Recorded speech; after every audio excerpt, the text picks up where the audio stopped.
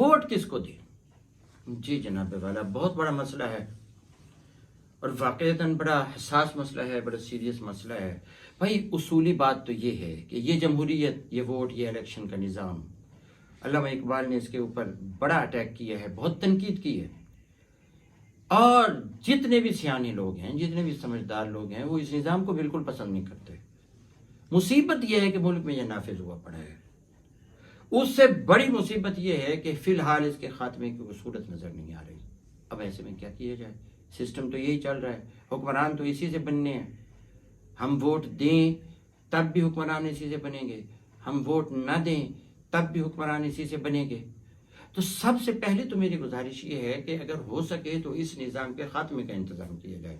उसके बजाय, इलेक्शन के बजाय इस्लाम सिलेक्शन का निज़ाम देता है और इस्लाम बताता है कि एक बाकायदा, जिस तरह आप एक जज का इंतखाब करते हैं, जिस तरह आप एक डॉक्टर का एक ओहदे के लिए इंतखाब करते हैं, जिस तरह आप एक ऑफिसर का एक ओहदे के लिए इंतखाब करते हैं, उसका एक पूरी तालीम है, एक प्रोसेस है, एक तरीक़ाकार है। हुक्मरान भी इसी तरह मुंतखब होने चाहिए। जितने भी निचले लोग हैं, यानी जिसमें जज आ जाते हैं, डॉक्टर आ जाते हैं, अफसरान आ जाते हैं, आर्मी ऑफिसर आ जाते हैं, पुलिस ऑफिसर आ जाते हैं, हर किस्म के दफ्तरी ओहदे आ जाते हैं भाई, उनके लिए तो आपका मेयार और है।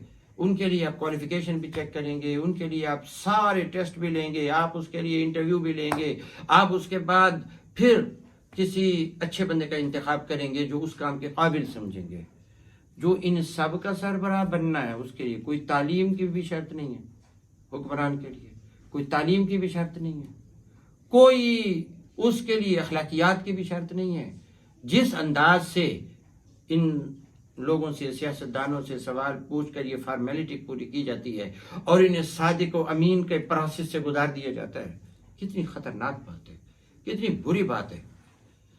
ये तरीक़ाकार रिजेक्ट कीजिए, हो सके तो रिजेक्ट कीजिए, कोशिश कीजिए पढ़े लिखे लोगों के ऊपर आने का इंतज़ाम हो। और वो सिलेक्शन का निज़ाम है, जैसे एक जज मुंतखब होता है, आप पढ़े लिखे लोगों पर, पीएचडी डॉक्टरों पर, आप सीएसएस ऑफिसरान पर मैट्रिक फेल बिठा देते हैं, एफए बीए फेल बिठा देते हैं और फिर वो ऊपर जाकर जिस तरह का उधम मचाते हैं कि बड़े बड़े पढ़े लिखे लोग यूं जाहिलों के सामने हाथ बांध कर खड़े होते हैं।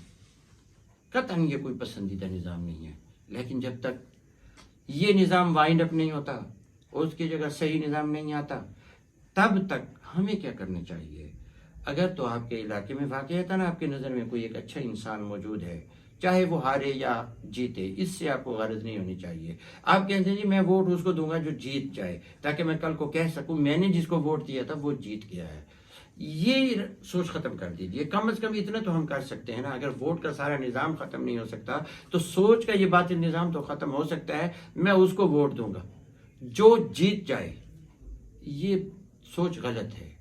सोच ये रखें कि अगर वाक़ईतन मेरे इलाके में कोई एक अच्छा इंसान मौजूद है जिसके बारे में आपने छानबीन कर लिया, आपको अच्छी तरह मालूमात हैं कि ये बंदा ईमानदार भी है, सच्चा भी है, ये बंदा हमदर्द भी है, खैरखा भी है, पढ़ा लिखा भी है और लोगों के काम आने वाला भी है, तो फिर आप में उस शख्स को वोट दे दीजिए, भले उसको सिर्फ आपका एक वोट मिले और कोई वोट उसको ना पड़े। आपकी यही फतह है कि आपने एक अच्छे इंसान का इंतखाब किया। जब आपने एक अच्छे इंसान का इंतखाब कर लिया तो आप तो अपनी जिम्मेदारी से ओहदा बरा हो गए और आपको उसका अजर मिलेगा, दुनिया में भी मिलेगा, आखिरत में भी मिलेगा। आपका ज़मीर भी मुतमईन होगा कि मैंने एक अच्छे इंसान को सोचकर वोट दिया है।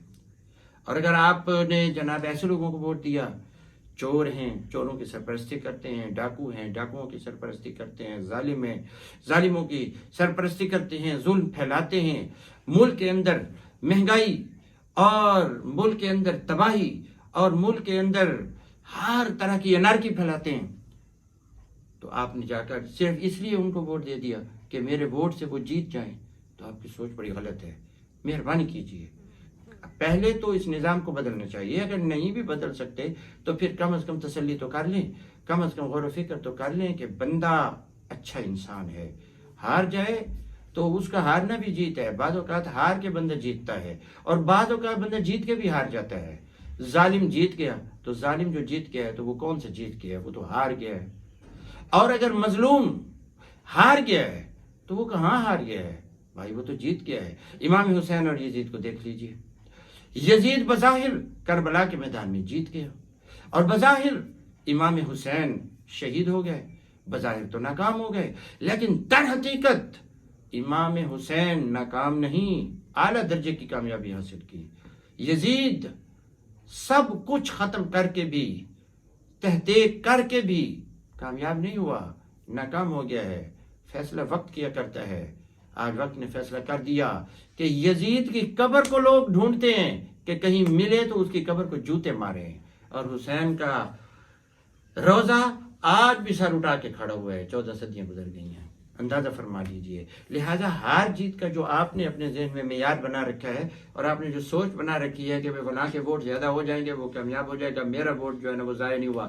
آپ کا ووٹ، آپ نے جس بندے کو ووٹ دیا ہے وہ اگر ظلم کرے گا تو آپ اس کے ظلم کے حصے دار ہیں، وہ قتل کرے گا آپ قتل میں حصے دار ہیں، وہ مہنگائی کرے گا آپ مہنگائی میں حصے دار ہیں، وہ کرپشن کرے گا آپ کرپشن میں حصے دار ہیں، وہ جتنے برے کام کرے گا آپ کے ووٹ سے جیت کے گیا نا، آپ کا ووٹ اس میں موجود ہے، تو پھر آپ اس میں حصے دار نہیں ہوں گے، گناہ گار نہیں ہوں گے، اللہ کو جواب نہیں دینا، رسول اللہ کا سامنا نہیں کرنا۔ لہذا مہربانی کیجئے آئندہ ووٹ کے لیے اگر کوئی بھی اچھا بندہ نہیں ہے تو نہ دیجیے۔